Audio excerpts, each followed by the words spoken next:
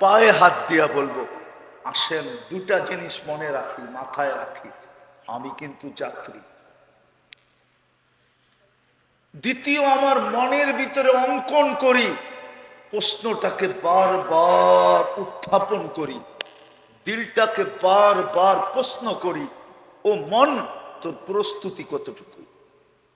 তুই যে আল্লাহর নেয়ামত ভোগ করতেছিস, যেটা আমি দেখাইলাম, অস্তিত্বটা একটা নেয়ামত, মুসলমানের ঘরে আসা একটা নেয়ামত, উম্মতে মোহাম্মদী হওয়া একটা নেয়ামত, চোখের দৃষ্টিশক্তি একটা নেয়ামত, কানের শ্রবণ শক্তি একটা নেয়ামত, বাক শক্তি একটা নেয়ামত, ব্রেনটা ভালো থাকা একটা নেয়ামত, দিলটা ঠিক থাকা একটা নেয়ামত, এই শরীরের পূর্ণতা এক একটা নেয়ামত, অবর্ণনীয় নেয়ামত।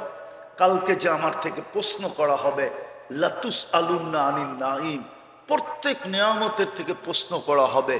যদিও কোরআন বলছে একটার হিসাব তুই মিলাইয়া দিতে পারবি না। যুবক, যতই তুমি বাহাদুরি দেখাও, একটা নিয়ামতের হিসাব তুমি মিলাইয়া দিতে পারবে না। দেখাবো? আরে দেখাবো। দৃষ্টিশক্তি কয়টা নিয়ামত? কয়টা? কয়টা? আজ পর্যন্ত কোন যুবক বলতে পারবে যে ও কতবার দেখছে, কি কি দেখছে? পারবেন? কত বৎসর দিলে পারবেন? কত বৎসর সময় দিলে পারবেন বলেন? কোরআন বলছে 50,000 বৎসর দিলেও তুই পারবি না।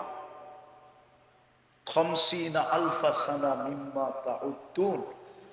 তোর এই 60 বৎসরের জন্য যদি আমরা 50,000 বৎসর সময় দিই, তারপরে তুই একটা নেয়ামতের হিসাব মিলাই দিতে পারবি।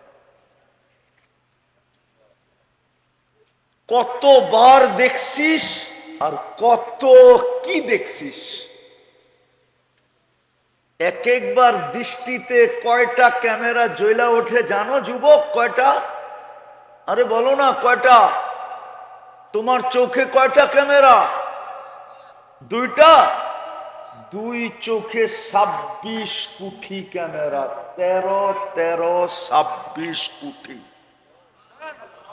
আরে জোরে বলো আল্লাহু আকবার। তোমাদের বিজ্ঞান বলে এই চোখে 13 কোটি, এই চোখে 13 কোটি। আমি যতবার সামনে তাকাইতেছি ততবারই 13 কোটি 26 কোটি ক্যামেরা জ্বলা উঠতেছে, জ্বলা।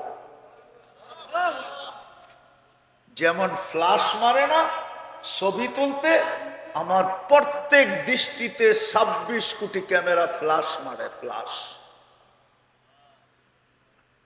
এই জন্যই তো আল্লাহ বলছে এক নিয়ামতের হিসাব তুই মিলিয়ে দিতে পারবি না। তোকে যদি 50,000 বছর দেয়। কিন্তু আজকে আমাদেরকে সুযোগ দিচ্ছেন যুবক, নয়নপুরের মানুষ, আল্লাহ আমাদেরকে আজকে সুযোগ দিছে।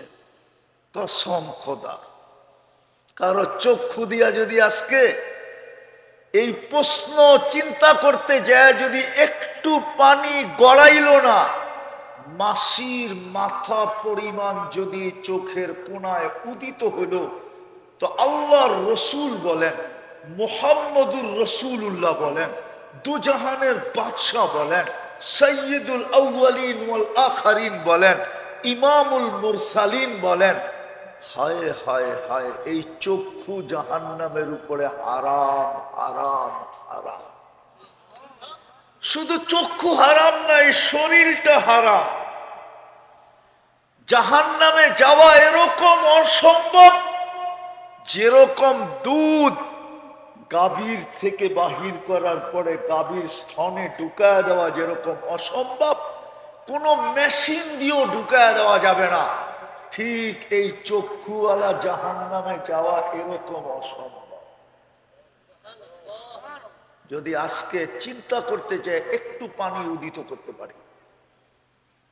বিদায় আসেন, চলেন আজকে তওবা করি আল্লাহর কাছে। পারবেন? কে কে পারবেন দেখি? পারবেন?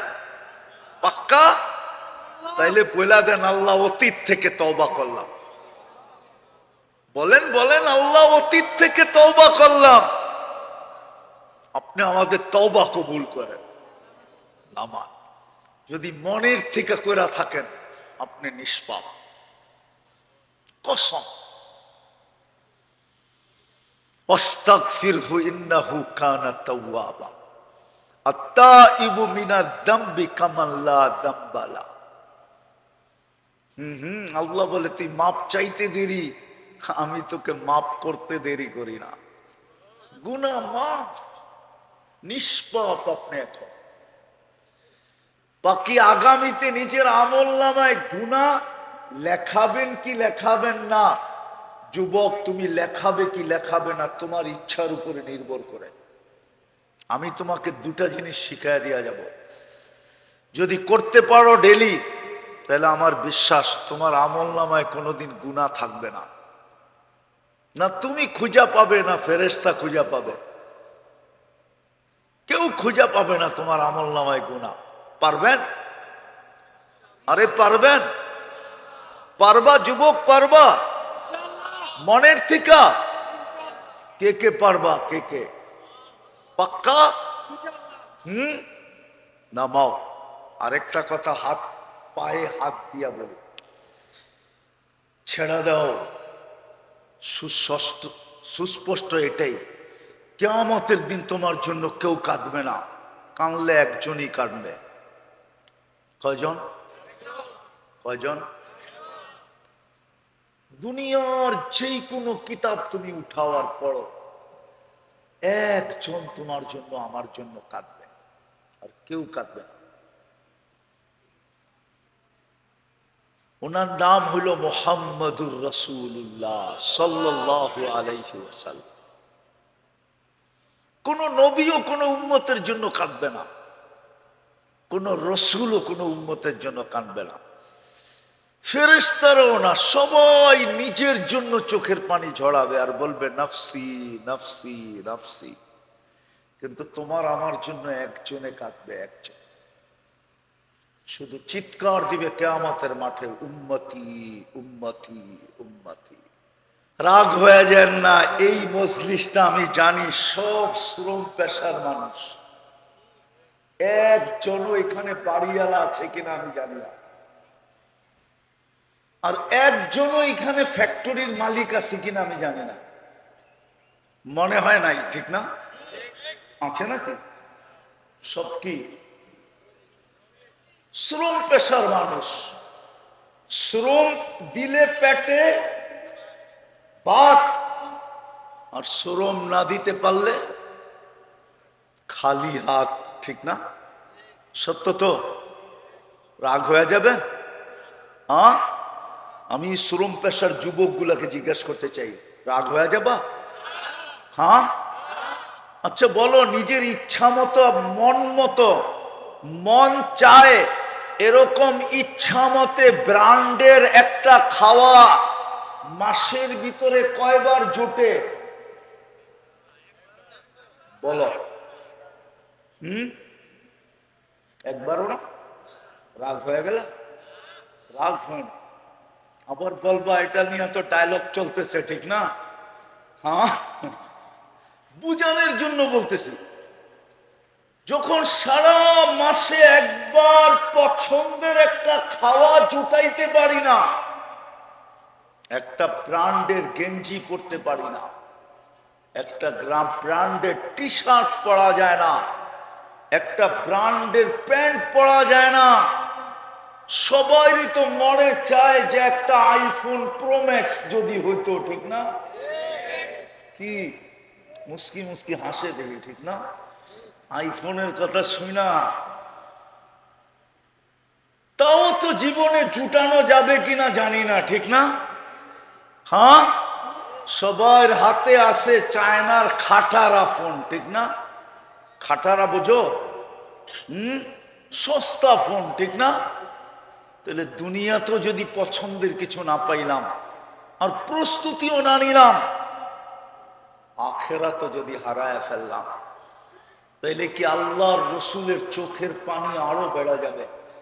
দুনিয়া তো কানতে কানতে চলে গেছেন, আর বলতে বলতে চলে গেছেন মিসকিনুল ফাকুর, আমার হতবাগা উম্মত, যারা দুনিয়াতেও মন মতো কিছু পায় নাই, আখেরাতটাও পায় নাই, তাহলে দুনিয়ায়ও আমাদের জন্য চোখের পানি জড়াইতে জড়াইতে চিৎকার দিতে দিতে গেছেন মিসকিনুন ফাখুর। আমার হতবাগা তো মনের স্বাদ মিটাইতে পারে নাই, না খাওয়া দিয়া, না কাপড় চোপড় দিয়া, না ঘর বাড়ি দিয়া, না আসবাবপত্র দিয়া, না গাড়ি শাড়ি দিয়া, কিচ্ছু দিয়েই তো আমরা স্বাদ মিটাইতে পারি না। রাগ হয়ে যাবে? 1 তারিখে পাইতে দেরি, 20 তারিখে শেষ হইতে দেরি হয় না, ঠিক না? টাইনা মাইনা কোন রকম কয় তারিখ, কত নাইলে 25, মাইনা নিলাম 30, তারপরও তো দোকানে বাকি খেতে হয়, ঠিক না? হ্যাঁ, তাইলে কি আল্লাহ রসুলকে আমরা কিয়ামতের দিনও কাঁদাইতে চাই? দুনিয়াতে তো কাঁদতে কাঁদতে চলে গেলেন, আর বলতে বলতে চলে গেলেন আমার হতভাগা উম্মত দুনিয়ায়ও কোনো স্বাদ মিটাইতে পারল না, কিন্তু পাওয়া যাবে। আমরা মাঝে মাঝে দেখি, এই হাইওয়েতে দেখি, অনেক যাওয়া হয় তো এখান দিয়া, অনেক যাওয়া হয় ময়মনসিং, অনেক দিকে এখান দিয়া যেতে হয়, দেখি তো মাওনা চৌরাস্তায় গেলে অনেক কিছুর ঘ্রাণ নাকে আসে, মনে হয় বোঝে না, ফিডার খায় তো বোঝে না, অনেক কিছুর ঘ্রাণ নাই মাওনা চৌরাস্তায়। হুম হুম কিন্তু খালি ঘ্রাণই নাকে আসলো, আজ পর্যন্ত যাওয়া হলো না, ঠিক না? খাওয়া তো দূরের কথা, ঢুকাই হলো না। আল্লাহ রসুল কাঁদতে কাঁদতে চলে গেলেন। আমরা কি কালকেও ওনাকে কাঁদাইতে চাই?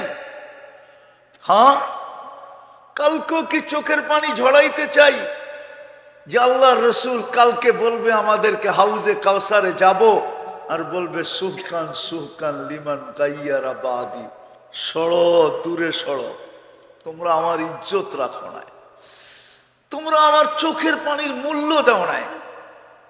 এই জন্য আমি পায়ে হাত দিয়া বলবো, আসেন 2টা জিনিস মনে রাখি, মাথায় রাখি, আমি কিন্তু যাত্রী। দ্বিতীয়, আমার মনের ভিতরে অঙ্কন করি, প্রশ্নটাকে বারবার উত্থাপন করি, দিলটাকে বারবার প্রশ্ন করি, ও মন, তোর প্রস্তুতি কতটুকু? তুই যে আল্লাহর নেয়ামত ভোগ করতেছিস, যেটা আমি দেখাইলাম, অস্তিত্বটা একটা নেয়ামত, মুসলমানের ঘরে আসা একটা নেয়ামত, উম্মতে মোহাম্মদী হওয়া একটা নেয়ামত, চোখের দৃষ্টিশক্তি একটা নেয়ামত, কানের শ্রবণ শক্তি একটা নেয়ামত, বাক শক্তি একটা নেয়ামত, ব্রেনটা ভালো থাকা একটা নেয়ামত, দিলটা ঠিক থাকা একটা নেয়ামত, এই শরীরের পূর্ণতা এক একটা নেয়ামত, অবর্ণনীয় নেয়ামত।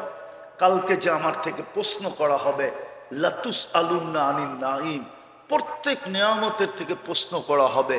যদিও কোরআন বলছে একটার হিসাব তুই মিলাইয়া দিতে পারবি না। যুবক, যতই তুমি বাহাদুরি দেখাও, একটা নেয়ামতের হিসাব তুমি মিলাইয়া দিতে পারবে না। দেখাবো, আরে দেখাবো। দৃষ্টিশক্তি কয়টা নেয়ামত? কয়টা?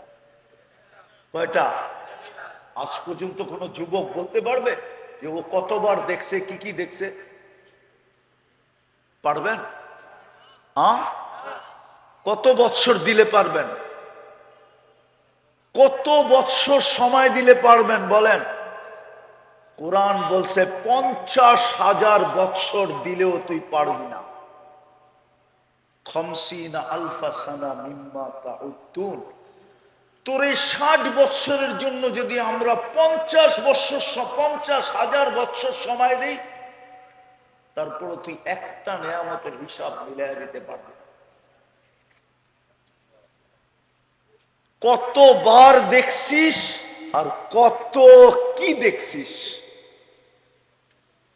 এক একবার দৃষ্টিতে কয়টা ক্যামেরা জ্বলা ওঠে জানো যুবক? কয়টা? আরে বলো না কয়টা? তোমার চোখে কয়টা ক্যামেরা? দুইটা?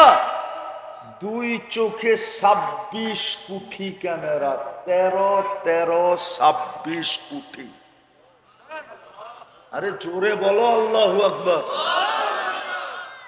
তোমাদের বিজ্ঞান বলে এই চোখে 13 কোটি, এই চোখে 13 কোটি। আমি যতবার সামনে তাকাইতেছি ততবারই 13 কোটি 26 কোটি ক্যামেরা জ্বলা উঠতেছে, জ্বলা। যেমন ফ্লাশ মারে না ছবি তুলতে, আমার প্রত্যেক দৃষ্টিতে 26 কোটি ক্যামেরা ফ্লাশ মারে, ফ্লাশ। এই জন্যই তো আল্লাহ বলছে এক নিয়ামতের হিসাব তুই মিলিয়ে দিতে পারবি না। তোকে যদি 50,000 বছর দেয়। কিন্তু আজকে আমাদেরকে সুযোগ দিচ্ছেন যুবক, নয়নপুরের মানুষ, আল্লাহ আমাদেরকে আজকে সুযোগ দিছে। কসম খোদা, কারো চক্ষু দিয়া যদি আজকে এই প্রশ্ন চিন্তা করতে যায়, যদি একটু পানি গড়াইল না, মাসির মাথা পরিমাণ যদি চোখের কোনায় উদিত হইল, তো আল্লাহর রসুল বলেন, মুহাম্মদুর রসুল্লাহ বলেন, দুজাহানের বাদশাহ বলেন, সৈয়দুল আউয়ালিন ওয়াল আখিরিন বলেন, ইমামুল মুরসালিন বলেন, হায় হায় হায়, এই চক্ষু জাহান্নামের উপরে হারাম হারাম হারাম। শুধু চক্ষু হারাম নাই, শরীরটা হারাম। জাহান্নামে যাওয়া এরকম অসম্ভব, যেরকম দুধ গাভীর থেকে বাহির করার পরে গাভীর স্তনে ঢুকায় দেওয়া যেরকম অসম্ভব, কোন মেশিন দিয়েও ঢুকায় দেওয়া যাবে না, ঠিক এই চক্ষুওয়ালা জাহান্নামে যাওয়া এরকম অসম্ভব। যদি আজকে চিন্তা করতে চাই, একটু পানি উদিত করতে পারি। বিদায় আসেন, চলেন আজকে তওবা করি আল্লাহর কাছে। পারবেন? কে কে পারবেন দেখি? পারবেন? পাক্কা? তাইলে বলে দেন, আল্লাহ অতীত থেকে তওবা করলাম। বলেন বলেন, আল্লাহ অতীত থেকে তওবা করলাম। আপনি আমাদের তওবা কবুল করেন। আমার যদি মনের থেকে কইরা থাকেন, আপনি নিষ্পাপ, কসম। আস্তাগফিরহু ইন্নাহু কানা তাওয়াবা, আত্তাইবু মিনাজ যামবি কামান লা যামবা লা। আল্লাহ বলে, তুই মাপ চাইতে দেরি, আমি তোকে মাপ করতে দেরি করি না। গুনাহ মাফ, নিষ্পাপ আপনি এখন। বাকি আগামীতে নিজের আমলনামায় গুনাহ লেখাবেন কি লেখাবেন না, যুবক তুমি লেখাবে কি লেখাবে না তোমার ইচ্ছার উপরে নির্ভর করে। আমি তোমাকে দুটা জিনিস শিখাই দিয়া যাব। যদি করতে পারো ডেলি, তাহলে আমার বিশ্বাস তোমার আমলনামায় কোনোদিন গুনাহ থাকবে না। না তুমি খুঁজা পাবে, না ফেরেশতা খুঁজা পাবে, কেউ খুঁজা পাবে না তোমার আমলনামায় গুনাহ। পারবেন? আরে পারবেন? পারবা যুবক, পারবা? মনের থেকে কে কে পারবা? কে কে পাক্কা? নামাও। আরেকটা কথা হাত পায়ে হাত দিয়া বলি, ছেড়া দাও। সুস্পষ্ট এটাই, কিয়ামতের দিন তোমার জন্য কেউ কাঁদবে না, কাঁদলে একজনই কাঁদবে। কয়জন? কয়জন? দুনিয়ার যেই কোনো কিতাব তুমি উঠাও আর পড়ো, একজন তোমার জন্য আমার জন্য কাঁদবে, আর কেউ কাঁদবে না। ওনার নাম হইল মুহাম্মদুর রাসূলুল্লাহ সাল্লাল্লাহু আলাইহি ওয়াসাল্লাম। কোন নবীও কোন উম্মতের জন্য কাঁদবে না, কোন রসুলও কোন উম্মতের জন্য কাঁদবে না, ফেরেশতারাও না। সবাই নিজের জন্য চোখের পানি ঝরাবে আর বলবে, নফসি নফসি নফসি। কিন্তু তোমার আমার জন্য একজনে কাঁদবে, একজন শুধু চিৎকার দিবে কিয়ামতের মাঠে, উম্মতি উম্মতি উম্মতি, রব্বি উম্মতি উম্মতি, রব আমার উম্মত। বিদায় পায়ে হাত দিয়া বলি, কারো পিছে চলো না, কারো আদর্শের ছোঁয়া নিজের গায়ে লাগতে দিও না। পায়ে হাত দিয়া বলি, এক মুহাম্মদুর রাসূলুল্লাহ আদর্শের ছোঁয়া গায়ে লাগাও। কেউ তোমাকে ওই দিন কাঁদবে না তোমার জন্য, বরং উল্টা হইতে পারে, মান তাসাব্বাহা বিকৌমিন, যে যার ভালোবাসা দিলে পোষণ করবে, কিয়ামতের দিন তার সাথে উঠতে হবে, তার সাথে উঠতে হবে, তার সাথে। আমরা তোমাদের হিতাকাঙ্ক্ষী। বাংলাদেশ বাইচা গেছে কেন জানেন? কেন বাইচা গেছে বাংলাদেশ? ভেনেজুয়েলা মাটির সাথে মিশা গেছে, পান্নায়, তারপরেই জাপান, তারপরেই আমেরিকা। আমাদের চারবার ভূমিকম্প আসছে, আলহামদুলিল্লাহ কিছু হয় না। আর আমার বিশ্বাস কিছু হবেও না। যতই বলো এই মাটিটা লড়বে চড়বে, কিন্তু পড়বে না, এটা আমার বিশ্বাস। আবার বললেন না, যখন পড়বো না তো আমাকে গুনাহ করতে অসুবিধা কি, ঠিক না? কি এটা না পড়ারও কারণ আছে। এতটুক ছোট জায়গা বাংলাদেশ, এতগুলা মসজিদ, দুনিয়ার কোনো এতটুক ছোট জায়গার ভিতরে দুনিয়ার কোথাও নাই যত মসজিদ এই ছোট জায়গাটার ভিতরে আছে। মসজিদের সংখ্যা ইন্দোনেশিয়া বেশি, কিন্তু ইন্দোনেশিয়া আপনি আমার চেয়ে বেশি চিনেন না। আমি 8 বার গেছি। কয়বার? আমার চেয়ে বেশি চিনেন না। ইন্দোনেশিয়ার মধ্যখান থেকে আরেক মাথায় যাইতে প্লেনে 6 ঘন্টা লাগে, 6 ঘন্টা। আমি নিজে গেছি। আমি নিজে গেছি জাকার্তার থেকে জয়াপুরা, পাপুয়া গিনি। 6 ঘন্টা প্লেনে লাগে, 6 ঘন্টা। যেমন সৌদি আরব যেতে 6 ঘন্টা লাগে, ইন্দোনেশিয়া আমাদের চেয়ে মসজিদ বেশি, কিন্তু দ্বীপ হইল 17,800 দ্বীপ। ওইখানে মানুষ বাস করে 55% দ্বীপে মানুষ বাস করে, 45% দ্বীপ খালি পড়ে রয়েছে। এতটুক ছোট জায়গার ভিতরে এত মসজিদ দুনিয়ার কোন দেশে। বাংলাদেশে 40,000-এর উপরে হেফজোখানা।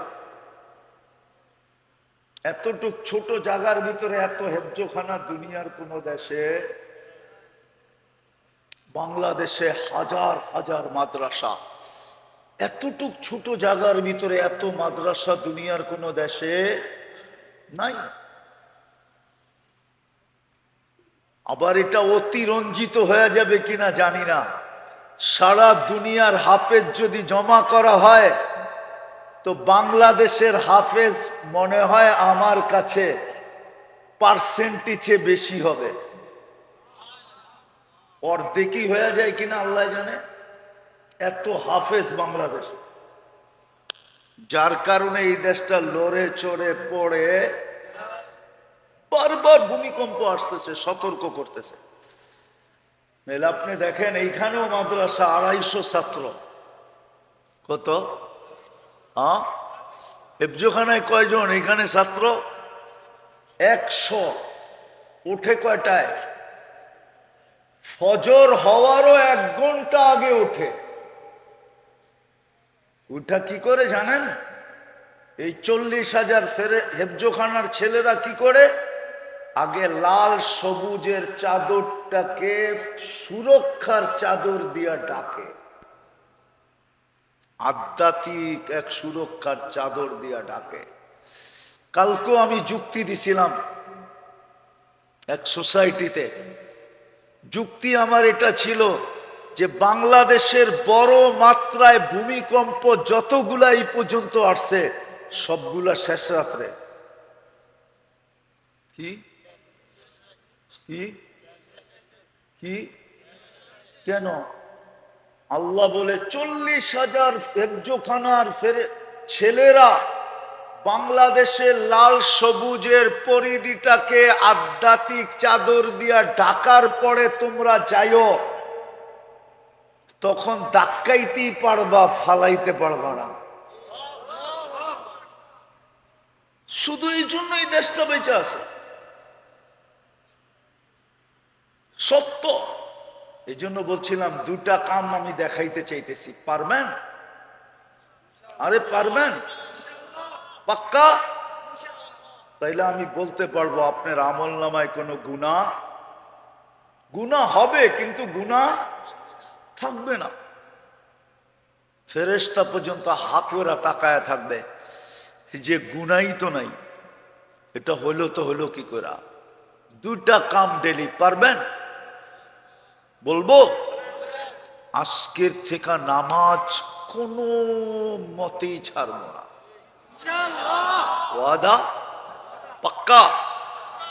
দ্বিতীয় নামাজ, আজকের থেকে যখনই ঘুমাইতে যাব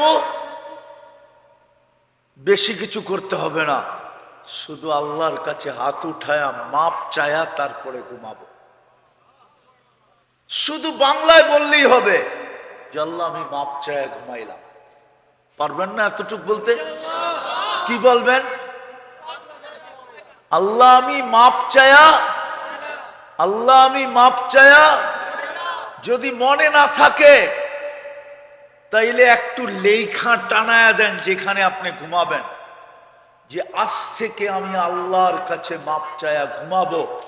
বড় অক্ষরে লেখেন, যেইখানে ঘুমান ওইখানে টানায়া দেন, যাতে গেলেই আপনার চোখে পড়ে, ঘুমের সময় যেন স্মরণ আসে। আর যদি হাত উঠায়া মাপ চায়া ঘুমাইতে পারলেন, আমার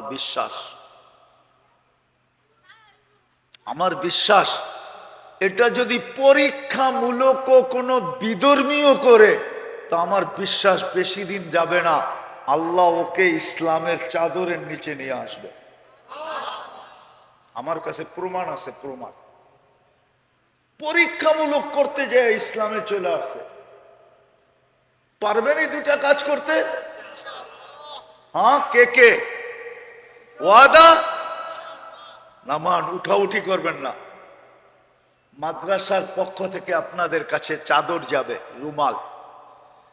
প্রোগ্রামটা করতে অনেক খরচ হয়, আর মাদ্রাসার সামনে মসজিদ হবে, এখানে স্কোয়ার ফিট 3,500 স্কোয়ার ফিট। মাদ্রাসারও ভবনের দরকার। আমি আপনাদের কাছে লাখ লাখ টাকা চাবো না, যার যতটুক আজকে মুহররমের দিন হিসাবে সাধ্যে যতটুক কমা, আপনার সমর্থ যতটুকু হয়, কেউ খালি ফেরত দিব না।